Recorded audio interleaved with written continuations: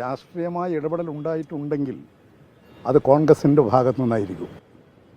CPM അങ്ങനെ ഇടപെടേണ്ട ഒരു ആവശ്യവുമില്ല. പ്രത്യേകിച്ച് ഏറ്റുകൊടുക്ക പോലുള്ള ഒരു പ്രദേശം CPM ഒരു തരത്തിലും ഇടപെടുന്ന കാര്യമേ ഇല്ല. ഈ BLO മരണപ്പെട്ട ആത്മഹത്യ ചെയ്ത സംഭവം വളരെ ദുഃഖകരമാണ്. ആ ദുഃഖത്തിൽ പങ്കാളിയാകുക എന്നുള്ളതിന് പകരം തെറ്റായി വ്യാഖ്യാനിച്ച് ആ ആത്മഹത്യ ചെയ്ത സർക്കാർ ജീവനക്കാരെയും അവരുടെ കുടുംബത്തെയും ഇങ്ങനെ അവമാനിക്കാൻ കോൺഗ്രസ് UDF പുറപ്പെടാൻ പാടില്ലായിരുന്നു. ഇത് നിങ്ങൾ മനസ്സിലാക്കേണ്ടത്, ഇപ്പോൾ കണ്ണൂർ ജില്ലയിൽ ഏറ്റുകൊടുക്കയിലുള്ളൊരു BLO ആത്മഹത്യ ചെയ്ത സംഭവമാണ്. ഇന്നതാ രാജസ്ഥാനിൽ SIRുമായി ബന്ധപ്പെട്ടുകൊണ്ട് ഒരു BLO ആത്മഹത്യ ചെയ്തു. വയനാട്ടിൽ ഈ വോട്ടർ പട്ടിക തീവ്ര പരിശോധനയിൽ പങ്കെടുത്തിട്ടുള്ള ഒരു BLO തലകറങ്ങി വീണ് ബോധം കെട്ടിട്ട് ആശുപത്രിയിലാണ്.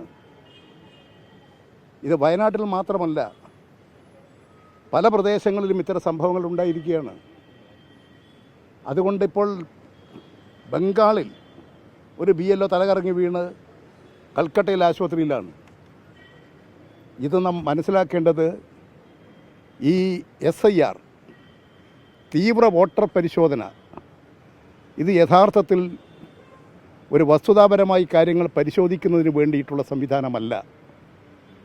BJPക്ക് അനുകൂലമായി വോട്ടർ പട്ടിക മാറ്റി തീർക്കാൻ അവർ നടത്തിക്കൊണ്ടിരിക്കുന്ന ഒരു നിലപാടിൻ്റെ ഭാഗമാണ് ഈ നടപടികളെല്ലാം എന്ന് നിരീക്ഷിക്കുന്ന ഒരാൾക്ക് മനസ്സിലാക്കാൻ കഴിയും. ഇപ്പോൾ ബീഹാർ നിയമസഭാ തെരഞ്ഞെടുപ്പ് നടന്നു.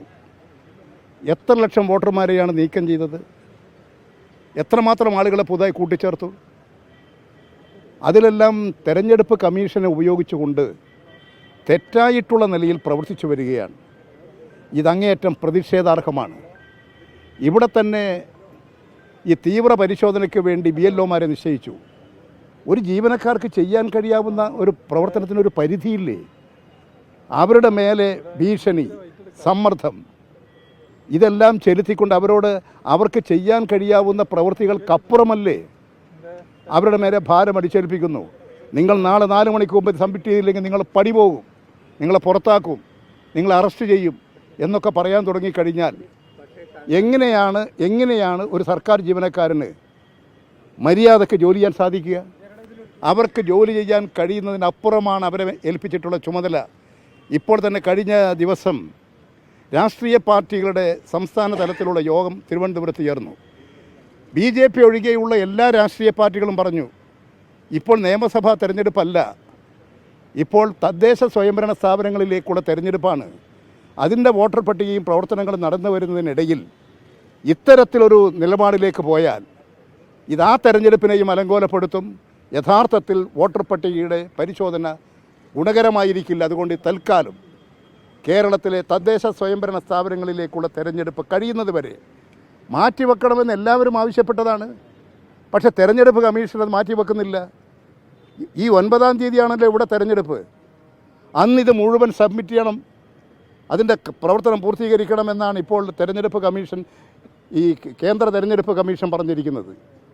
അതുകൊണ്ടൊരു ഒരു ജീവനക്കാരന് താങ്ങാൻ കഴിയാത്ത ഭാരം അടിച്ചേൽപ്പിച്ച് അദ്ദേഹത്തിൻ്റെ മേലെ വലിയ ശക്തമായ സമ്മർദ്ദം ചെലുത്തി മാനസിക സംഘർഷം കൊണ്ട് പലരും ആത്മഹത്യ ചെയ്യുകയാണ്, തലകറങ്ങി വീഴുകയാണ്. അതാണ് പറഞ്ഞത്. ഇവിടെ കേരളത്തിൽ മാത്രമല്ല, രാജസ്ഥാനിൽ ഇതുപോലെ ജീവനക്കാരൻ ആത്മഹത്യ ചെയ്തു.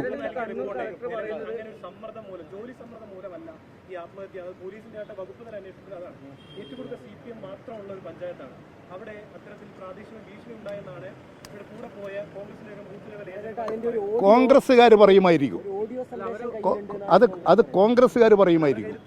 അത് കോൺഗ്രസിൻ്റെ കൈവശം ഉണ്ടാക്കുന്നതാണ്. അതല്ലാതെ ഏറ്റുകൊടുക്കയിൽ ഇത്തരത്തിലുള്ള ഒരു പ്രശ്നവുമില്ല. BLOമാരോടൊപ്പം എല്ലാവരും ഇല്ലേ? എല്ലാ പാർട്ടിക്കാരും പോകുന്നില്ലേ?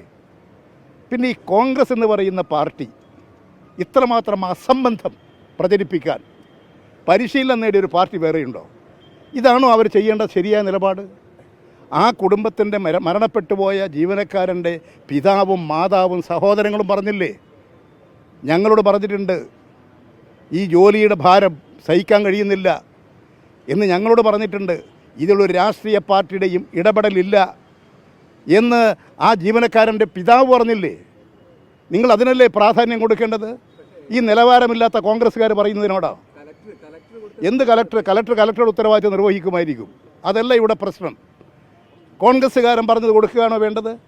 അല്ല ജീവനക്കാരൻ്റെ പിതാവ് പറഞ്ഞത് കൊടുക്കുകയാണോ വേണ്ടത്?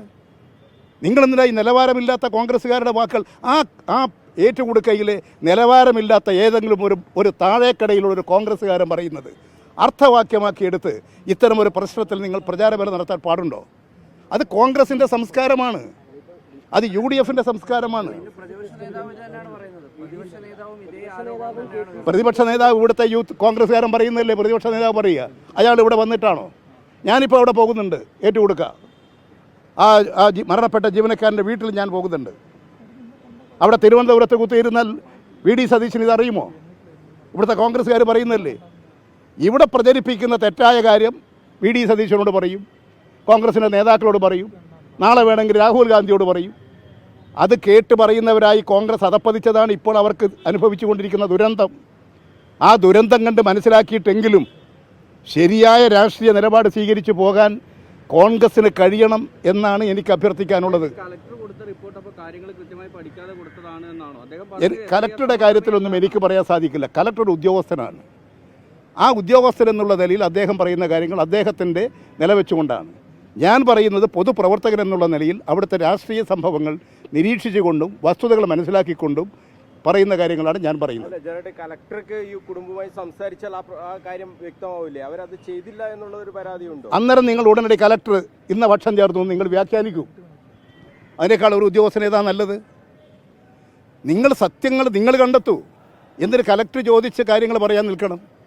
നിങ്ങൾക്ക് പോയാൽ ആ പിതാവ് പറഞ്ഞ കാര്യം നിങ്ങൾ ഇന്ന് മലയാള മനോരമയിലും മാതൃഭൂമിയിലും വന്നില്ലേ? അതല്ലേ നിങ്ങൾ പ്രചരിപ്പിക്കേണ്ടത്? അത് അദ്ദേഹത്തോട് ചോദിക്കൂ. ഞാൻ ചോദിക്കുന്ന അദ്ദേഹം ഉദ്യോഗസ്ഥനാണ്. ഉദ്യോഗസ്ഥൻ എന്നുള്ള നിലയിൽ അദ്ദേഹത്തിന് ചിലപ്പോൾ അദ്ദേഹത്തിൻ്റെതായ പരിമിതികളുണ്ടാകും. അദ്ദേഹം പറയുന്ന കാര്യങ്ങൾ ഉദ്യോഗസ്ഥൻ എന്നുള്ള നിലയിൽ ഒരു സൂപ്പർ പവറുള്ള ഉദ്യോഗസ്ഥൻ എന്നുള്ള നിലയിൽ ഒരു ജില്ലയുടെ കലക്ടർ എന്നുള്ള നിലയിൽ അദ്ദേഹം പറയുന്ന കാര്യങ്ങൾ അദ്ദേഹത്തോട് ചോദിക്കൂ. പക്ഷേ ഇത് അവിടുത്തെ അനുഭവങ്ങളല്ലേ? ആത്മഹത്യ ചെയ്തല്ലേ? അതിന് വേറെ എന്തെങ്കിലും കാര്യങ്ങളുണ്ടോ? അല്ലെങ്കിൽ കോൺഗ്രസ്സുകാർ പറയുന്ന ഈ നിലവാരമില്ലാത്ത താഴേക്കടയിലുള്ള വാർഡ് മെമ്പർ പറയുന്നത് കേട്ട് അത് പ്രചരിപ്പിക്കാനൊന്നും കലക്ടർ നിൽക്കുമെന്ന് എനിക്ക് തോന്നുന്നില്ല.